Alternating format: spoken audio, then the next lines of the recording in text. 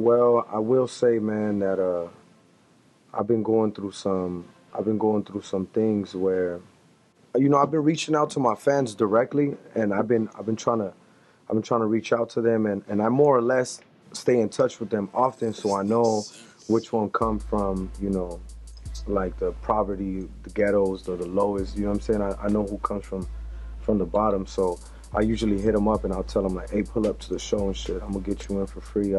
I'll get to meet some of my fans, and I really went through this thing where I got really connected with some of my fans, and recently one of my fans passed away, and it was a very big shock to me because this fan went from me, bringing them and their people to the show to after, them hitting me up trying to come to my show and bring a bunch of people. They don't even want free tickets no more. And I thought to myself, like, man, had I not invited those people in the beginning, they wouldn't be pulling up with like 15 people. You know what I'm saying?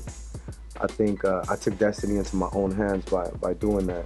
But I will say that it was a big shock to me, and man, it brought me a lot of pain because, like I said, I brought these fans for the first time, and my fan passed away. So I feel like that's one of the tour stories that's something that I hadn't experienced. You know what I'm saying? I see artists talk about this all the time.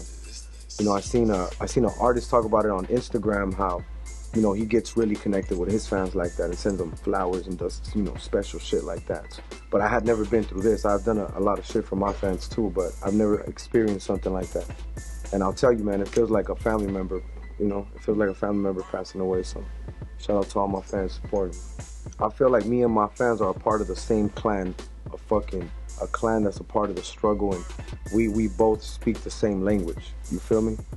I understand what it takes to actually go to somebody's show and, be 16, 17, try to get a ride from the homie, trying to catch the metro to get over there, you know what I'm saying?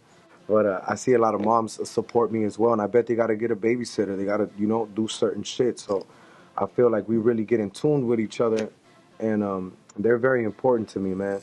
I wish I had enough time to be able to talk to every single one of them. That way I could give them a little bit of advice, because I feel like that's all you need sometimes, especially a young man, you know what I'm saying, growing up in a big city, being surrounded by gangs and bullshit, and you know what I'm saying, being around people who trying to guide you the wrong way.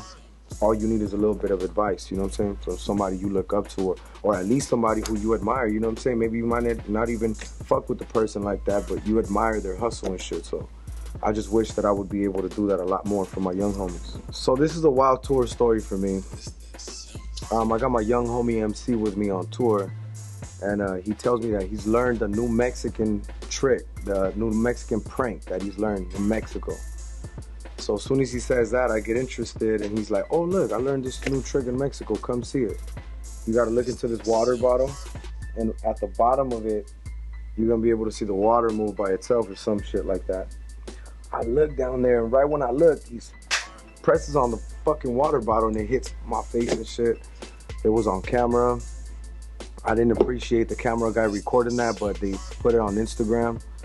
And after me watching it, I thought it was pretty fucking awesome, so I said I'm gonna share it as well.